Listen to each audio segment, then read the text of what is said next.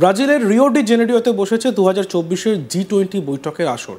মূল বৈঠকের পাশাপাশি পার্শ্ব বৈঠকে বিভিন্ন দেশের রাষ্ট্রনেতারা আলাদা করে মিলিত হচ্ছেন। সম্প্রতি এইরকমই এক পার্শ্ব বৈঠকে ইন্দোনেশিয়ার প্রেসিডেন্ট প্রাবো সুবিয়ান্তোর সঙ্গে মিলিত হন ভারতের প্রধানমন্ত্রী নরেন্দ্র মোদী। সঙ্গে ছিলেন ভারতের বিদেশমন্ত্রী এস জয়শঙ্করও। প্রধানমন্ত্রী নরেন্দ্র মোদীর সঙ্গে হ্যান্ডশেক করার পর ভারতের বিদেশমন্ত্রী এস জয়শঙ্করের সঙ্গেও হ্যান্ডশেক করেন ইন্দোনেশিয়ার প্রেসিডেন্ট সুবিয়ান্তো। এরপরই ইন্দোনেশিয়ার প্রেসিডেন্ট বলে ওঠেন, আপনাকে আমি চিনি, আপনি তো খুব বিখ্যাত মানুষ। ইন্দোনেশিয়ার প্রেসিডেন্টের এই কথা শুনে হেসে ওঠেন মোদি জয়শঙ্কর দুজনেই। প্রসঙ্গত, জয়শঙ্কর এবং তার অসাধারণ তীক্ষ্ণতা ও দক্ষতার জন্য পরিচিত এবং তিনি জনপ্রিয়। गरम पानी पिया खट्टा, फिर भी कब्जा वहीं अटका। योगा किया मैंने दाएं बाएं, फिर भी प्रेशर ना आए। ये सब खा खा के मुंह थक जाए, पर प्रेशर आने से कतराए। क्या हुआ, प्रेशर नहीं आता? तो इसका प्रेशर आप मत लो, कायम चूर्ण लो। इसके प्राकृतिक तत्व दें आपको कब्ज से राहत एक ही रात में।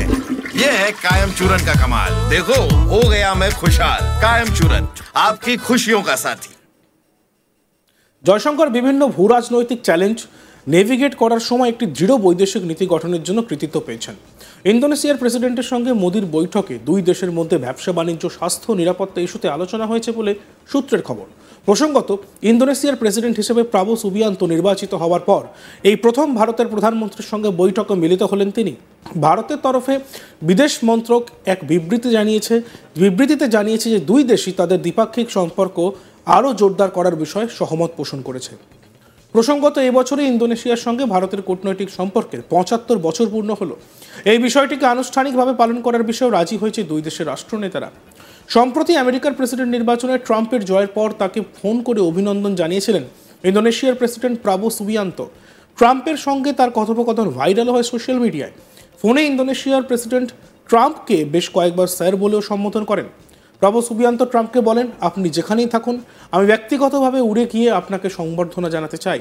পাল্টা ট্রাম্পও ইন্দোনেশিয়ার প্রেসিডেন্টকে বলেন, আপনি খুবই ভালো কাজ করছেন, আপনার ইংরেজি খুবই সুন্দর।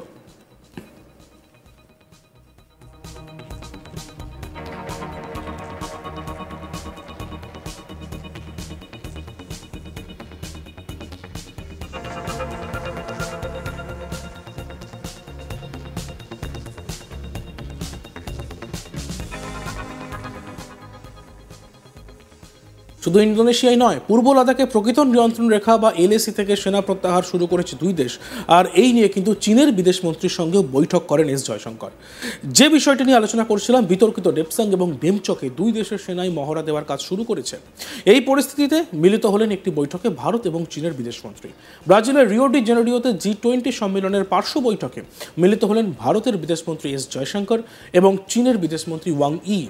প্রকৃত নিয়ন্ত্রণ রেখা থেকে দুই দেশই সেনা সরানোর পর দুই দেশের বিদেশমন্ত্রীদের এই বৈঠক বিশেষ তাৎপর্যপূর্ণ বলেই মনে করছে ওয়াকিবহাল মহল। সূত্রের খবর, প্রকৃত নিয়ন্ত্রণ রেখা বরাবর সেনা সরানো নিয়ে দুই দেশের বিদেশমন্ত্রীদের মধ্যে আলোচনা হয়েছে। প্রকৃত নিয়ন্ত্রণ রেখা থেকে দুই দেশের সেনা সরানোর কাজ কতটা এগিয়েছে তা নিয়ে আলোচনা হয়েছে দুই রাষ্ট্রনেতার মধ্যে। এছাড়া দুই দেশের দ্বিপাক্ষিক সম্পর্কের উন্নতি সম্পর্কিত নানান বিষয়েও নাকি আলোচনা হয়েছে। প্রসঙ্গত, 2022 সালের জুন মাসে গালওয়ানে ভারত এবং চীন সেনার সংঘর্ষের পর থেকে দুই দেশের সম্পর্ক কার্যত তলানিতে ঠেকেছিল। এই ঘটনার পর প্রকৃত নিয়ন্ত্রণ রেখা এলএসিতে দুই দেশের তরফেই বাড়তি সেনা মোতায়েনের পাশাপাশি অস্থায়ী সেনা ছাউনিও নির্মাণ করা হয়েছিল।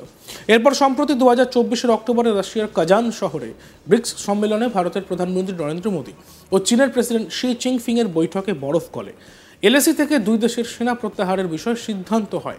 এরপরেই ধীরে ধীরে এলএসি থেকে দুই দেশের সেনা প্রত্যাহারের বিষয়টি চূড়ান্ত হয়। এমনকি দিওয়ালি উপলক্ষে এলএসিতে দুই দেশের সেনার মধ্যে মিষ্টি বিতরণও করা হয়। সূত্রের খবর, G20 বৈঠকে চীনা বিদেশমন্ত্রীর সঙ্গে ভারতের বিদেশমন্ত্রী এস জয়শঙ্কর বসেন এবং বলেন, আমাদের এর আগে সাক্ষাৎ হয়েছিল ব্রিক্সের সাইডলাইন মিটিংয়ে। আন্তর্জাতিক রাজনীতির ক্ষেত্রে আমরা ভীষণ গুরুত্বপূর্ণ, আমাদের দ্বিপাক্ষিক সম্পর্ক মজবুত হওয়া জরুরি। কি বলেছেন এস জয়শঙ্কর, শুনব।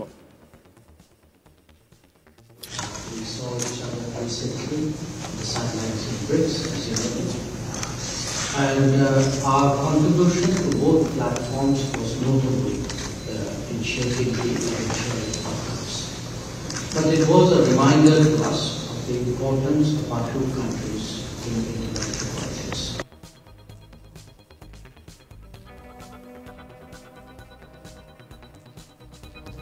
অর্থাৎ ইন্দোনেশিয়ার প্রেসিডেন্ট সুবিয়ান্তো জয়শঙ্করের সঙ্গে দেখা করেন এবং দেখা করার সঙ্গে সঙ্গেই সাক্ষাৎ করার সঙ্গে সঙ্গেই প্রেসিডেন্ট বলে ওঠেন, আপনাকে আমি চিনি, আপনি তো খুব বিখ্যাত মানুষ। ইন্দোনেশিয়ার প্রেসিডেন্টের এই কথা শুনে হেসে ওঠেন মোদি এবং জয়শঙ্কর দুজনেই। প্রসঙ্গত, জয়শঙ্কর তার অসাধারণ তীক্ষ্ণতা এবং দক্ষতার জন্য পরিচিত। বিভিন্ন ভূরাজনৈতিক চ্যালেঞ্জ নেভিগেট করার সময় একটি দৃঢ় বৈদেশিক নীতি গঠনের কৃতিত্ব পেয়েছেন। ইন্দোনেশিয়ার প্রেসিডেন্টের সঙ্গে মোদির বৈঠকে দুই দেশের মধ্যে ব্যবসা বাণিজ্য, স্বাস্থ্য ও নিরাপত্তা ইস্যুতে আলোচনা হয়েছে বলে সূত্রের খবর। প্রসঙ্গত, ইন্দোনেশিয়ার প্রেসিডেন্ট হিসেবে প্রাবো সুবিয়ান্তো নির্বাচিত হওয়ার পর এই প্রথম ভারতের প্রধানমন্ত্রীর সঙ্গে বৈঠকে মিলিত হলেন তিনি।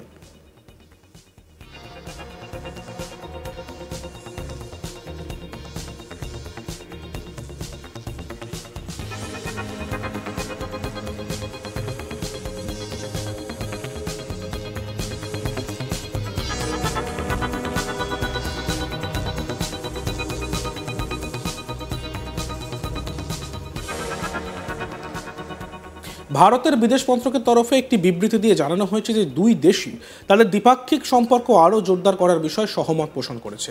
প্রসঙ্গত, এবছরই ইন্দোনেশিয়ার সঙ্গে ভারতের কূটনৈতিক সম্পর্কের ৭৫ বছর পূর্ণ হলো। এই বিষয়টিকে আনুষ্ঠানিকভাবে পালন করার বিষয়েও রাজি হয়েছে দুই দেশের রাষ্ট্রনেতারা। সম্প্রতি আমেরিকার প্রেসিডেন্ট নির্বাচনে ট্রাম্পের জয়ের পর তাকে ফোন করে অভিনন্দন জানিয়েছিলেন ইন্দোনেশিয়ার president প্রাবো Subianto.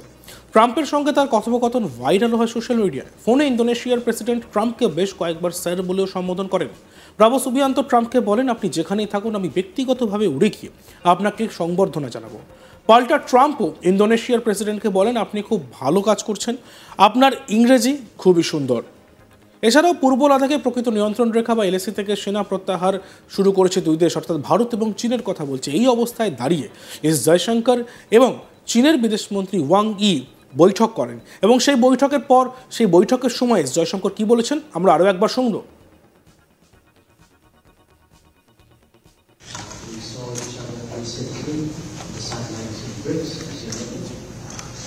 And our contribution to both platforms was notable in shaping the eventual outcomes. But it was a reminder to us of the importance of our two countries in international crisis. We saw each other recently, the satellites in BRICS, as you know. And our contribution to both platforms was notable in shaping.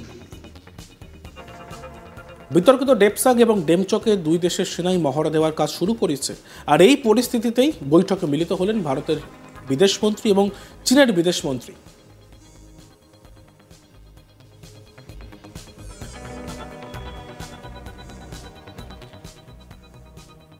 দেখতে থাকুন আজ তক Bangla, subscribe করতে ভুলবেন না।